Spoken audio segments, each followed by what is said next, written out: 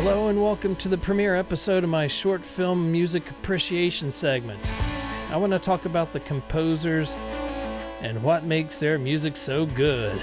Enough talk! Right, Star Trek II: The Wrath of Khan. Probably one of the best sequels in the history of sequels, wouldn't you think? Plus one of the best villains in the sci-fi universe. Was Star Trek II a good movie? You bet. But The music made it better! not only did this movie have Montalban, Kirsty, and the dude from Square Pegs, but it was an about-face from the score of the first motion picture by the epic Jerry Goldsmith. I'll talk about him in another episode. Star Trek the Motion Pictures soundtrack was very elegant and classical. But for this installment, the filmmakers enlisted this guy. So the Star Trek theme went from to. James Horner is no stranger to sci-fi. By this time, he'd already worked on a few low-budget flicks such as Battle Beyond the Stars and Space Raiders. I'm sure you've all seen that one, which led to much more. A lot of Horner's music could be repetitive, but when it worked, it worked! Horner's score for Star Trek II left an impression with Trekkies and moviegoers in general. Full impulse power. His passion to make an impact on the experience sounds off when Khan can't keep it all together. Full power! There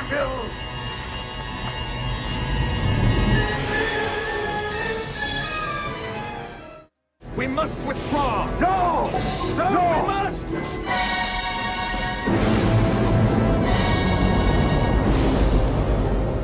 When powerful notes aren't needed, Horner can dive into majesty with the revelation of the Genesis Cave.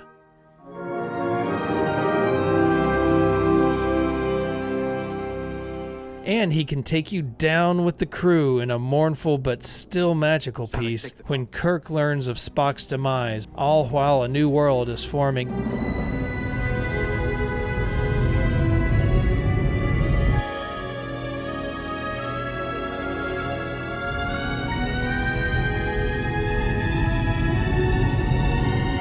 If you've not seen Star Trek II: The Wrath of Khan, why am I even talking to you? I spit my last breath at thee. It's worth watching, especially now. What else you gonna do? After watching it, watch it again, but watch it paying good attention to the music and how it's used. Not gonna make it, are we? The familiar tones you'll hear in Horner's future scores. Believe me, in Aliens, you'll be like, oh yeah, this sounds familiar. James Horner tragically died in 2015 at 61 years of age while piloting his short Tucano in low altitude. It was a sad loss for Hollywood sci-fi fantasy movies to come, but you can enjoy the magic he's left us with these films and more. If you enjoyed this first episode, good. I'm glad. Tell me what you think about James Horner's scores, especially Star Trek II. You could like it, subscribe, I'll send you a shirt maybe. I don't know, what do you think, Con?